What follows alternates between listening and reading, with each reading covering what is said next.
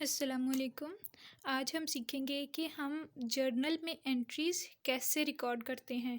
तो सबसे पहले हमारे पास एक क्वेश्चन है जिसमें कुछ ट्रांजैक्शंस दी गई हैं। अब इन ट्रांजैक्शंस को हम जर्नल में कैसे पोस्ट करते हैं, आज हम ये देखेंगे। तो सबसे पहले जर्नल का ये फॉर्मेट है। ये जर्नल के टॉपिक में मैं डिटेल से बता चुकी हूँ।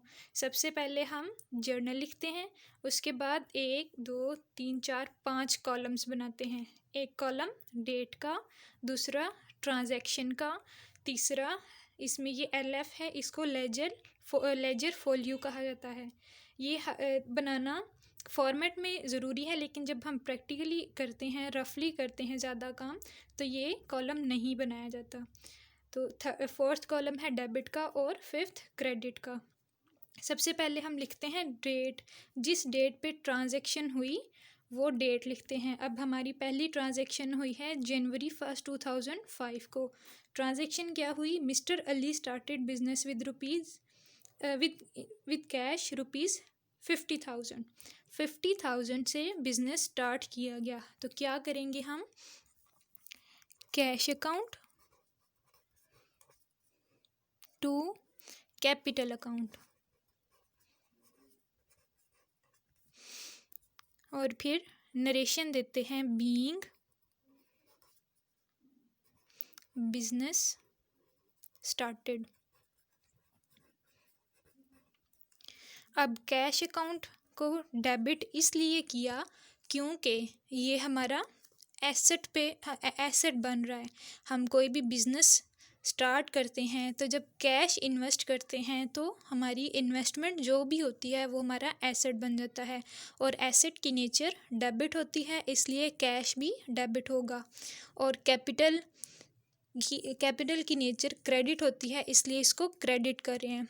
तो डेबिट में 50,000 और क्रेडिट में भी 50,000। नरेशन लिख दी बीइंग बिजनेस स्टार्टेड। डेट थी Jan 1 2005। अब सेकंड ट्रांजैक्शन हो रही है 2 जनवरी को। ही परचेज मशीनरी फॉर ₹30,000।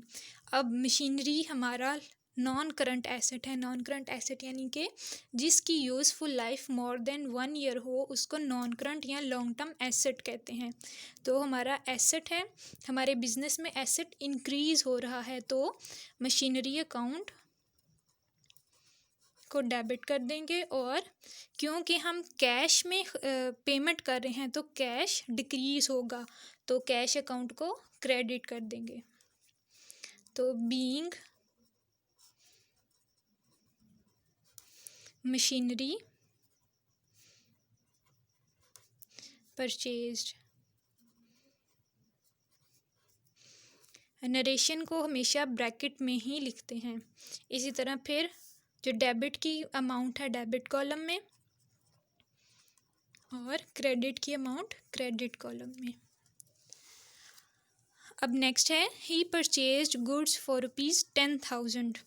अब गुड्स हैं यानी कि हमारा स्टॉक इंक्रीज़ हो रहा है, हमारे बिजनेस में चीज़ें आ रही हैं और ये हमारा स्टॉक बन जाएगा।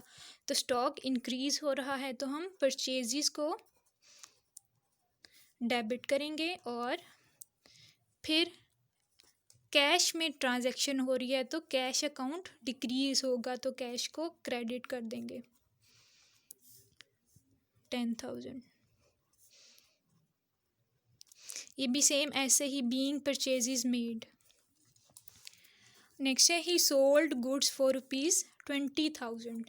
तो 20,000 की उसने सेल की है। सेल करने से हमारे पास कैश आ रहा है, तो कैश क्या करेंगे? कैश को डेबिट करेंगे क्योंकि कैश हमारे बिजनेस में इंक्रीज़ हो रहा है, और कैश क्योंकि एसेट है और एसेट की नेचर डेबिट होती है, और एसेट इंक्रीज़ हो रहा है तो इसको डेबिट करेंगे। और ये कैश आ रहा कैसे है? सेल्स करने से, तो सेल्स अकाउंट को क्रेडिट कर देंगे। तो बीइंग सेल्स जनरेटेड 20,000।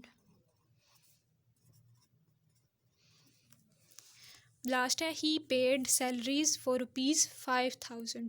अब क्योंकि वो सैलरीज पे कर रहा है तो सैलरी के नाम पे हमारे बिजनेस से कैश जा रहा है और सैलरीज की वजह से जा रहा है तो सैलरीज हमारा एक्सपेंस होंगी, ये इनडायरेक्ट एक्सपेंस होता है। तो सैलरीज को डेबिट करेंगे और कैश कम हो रहा है तो उसको क्रेडिट कर देंगे 5,000 से। बीइंग सैलरीज पेड, जब जितनी भी ट्रांजैक्शंस हों जब उनको हम लेजर में रिकॉर्ड कर लेते हैं तो एंड पे लेजर का जो फॉर्मेट है उसको लाइन के साथ क्लोज कर देते हैं। ये सिंपल से फॉर्मेट है और ऐसे ही जो जर्नल में एंट्रीज़ हैं वो रिकॉर्ड करते हैं।